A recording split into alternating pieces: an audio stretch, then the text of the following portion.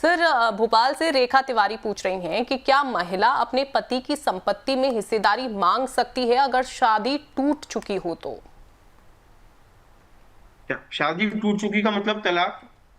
तो अगर ये तलाक हो चुका है तो उसकी कोई संपत्ति में कोई अधिकार नहीं है, पति की संपत्ति में, इनहेरिटेंस में नहीं है। हाँ, मेंटेनेंस के लिए एलिमनी क्लेम हो सकता है, वो अलग बात।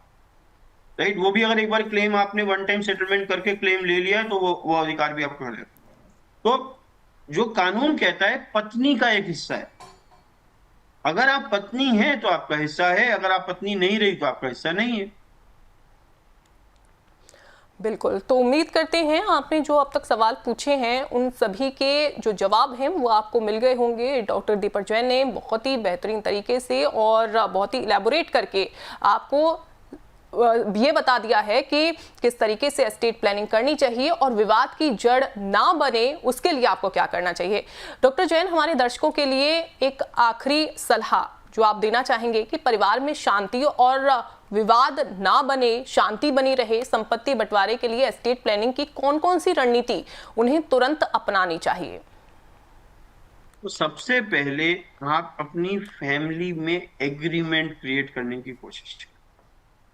तो उसके लिए क्या करना है, लिस्ट ऑफ एसेट्स बनाएं, देखें मेरे पास क्या क्या है, अगर मैं नहीं रहता तो मैं क्या चाहता हूं, इनमें से किस चीज को किसको मिले, वो एक लिस्ट बनाए, प्रॉपर बकेट्स बनाए, संपत्ति को उसमें डालकर देखें कि क्या इनकी जरूरतें क्या हैं, क्या मैं उन जरूरतों को पूरा कर रहा हूँ, इनका इनको किस तरीके से मैं सुरक्षित कर सकता हूँ।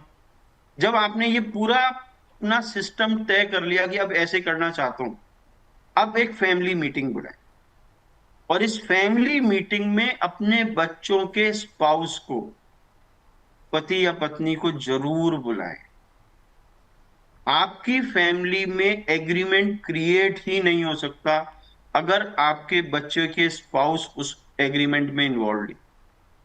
आपके बच्चों के जो स्पाउसेज हैं वो 50% ह्यूमन कैपिटल है फैमिली की, और उनके अगेंस्ट कोई एग्रीमेंट सरवाइव नहीं कर सकता। अब जब आपने ये मीटिंग बुलाई तो खुल के बोलिए कि मैं ऐसा ऐसा करना चाहता हूं, अगर किसी का कोई सुझाव है तो मुझे अभी बोल दे, नहीं तो मैं ये करने वाला।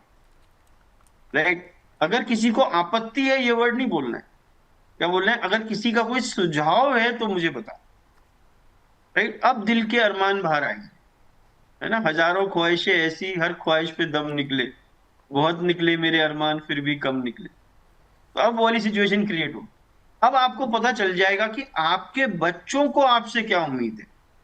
इनमें से कुछ उम्मीदें ऐसी होंगी जो आप पूरा कर सकते हैं, कुछ पहलू ऐसे होंगे जो आपने नहीं सोचे होंगे, क्योंकि जब एक व्यक्ति सोचता है, पांच सोचते हैं, तो फर्क, देर अलग अलग तरीके के पहलू आए।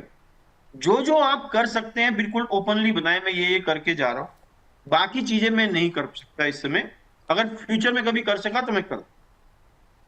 अब क्योंकि ये बात आपके मुंह से निकली है, आपके बच्चों में इसकी एक्सेप्टेंस ज्यादा हाई है। राइट, मैं बार बार अपने सेशंस में भी ये बात बोलता हूँ कि मैंने अलग अलग कंट्रीज में के लोगों के साथ काम किया है। मैं आपको एक बात बिल्कुल गारंटी से बता सकता हूँ, इंडियन बच्चों से बेटर बच्चे दुनिया में है ही नहीं। राइट, हम वो वाले बच्चे हैं जो माँ बाप की सही बात भी सुन लेते हैं और गलत को भी स्वीकार कर लेते हैं। ये और कंट्रीज में बहुत मुश्किल से मिलता है, पर हमारे यहाँ प्रॉब्लम क्या है, कम्युनिकेशन की प्रॉब्लम। माँ बाप जीवित रहते हुए वो बातें बच्चों से नहीं करते और बच्चे के लिए वो सरप्राइज होता है। दूसरी बात मैं आपको बताना चाहता हूँ कि बहुत सारे केसेस में मैंने देखा है जो विवाद है ना, वो पैसों को लेकर है ही नहीं। एक बच्चे को लगता है मेरे साथ हमेशा अन्याय हो और दूसरे का फेवर किया जाता, तो लड़ाई किस बात की है कि मुझे उतना प्यार नहीं करते आप। अगर पेरेंट्स खाली बच्चे को कह दे मैं तुमसे उतना ही प्यार करता हूं जितना दूसरे से करता हूं, हो सकता है ज्यादा ही करता हूँ, तो उसकी एक्सेप्टेंस बढ़ जाती। मैं तुम्हारे भाई को शायद ज्यादा संपत्ति इसलिए दे रहा हूं क्योंकि उसको जरूरत ज्यादा है और तुम्हें जरूरत कम है, पर अगर प्यार पूछोगे, मैं तुमसे ज्यादा प्यार करता हूँ शायद उससे तुमसे कम ही करता हूं, पर क्योंकि उसकी जरूरत ज्यादा है इसलिए मैं ज्यादा देके जा रहा हूं। और मैं वो स्थिति नहीं आने देना चाहता अपने जीवन में जहां मुझे तुम्हें ज्यादा देना पड़े क्योंकि तुम लाइफ में इतने सक्सेसफुल नहीं हो। कितनी पावरफुल स्टेटमेंट। पर पेरेंट्स क्या ये बोल के जाते हैं?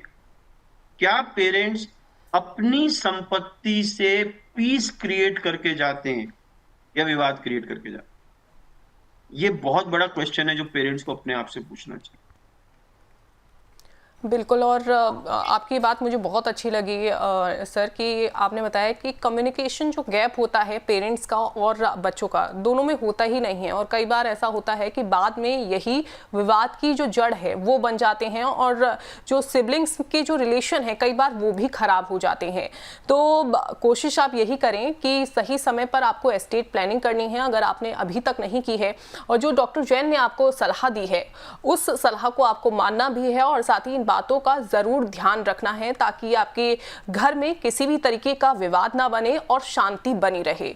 सर बहुत शुक्रिया अपना कीमती समय देने के लिए। तो आज हमने जाना कि तलाक, दोबारा शादी और बच्चों के बीच संपत्ति का बंटवारा कितना जटिल हो सकता है।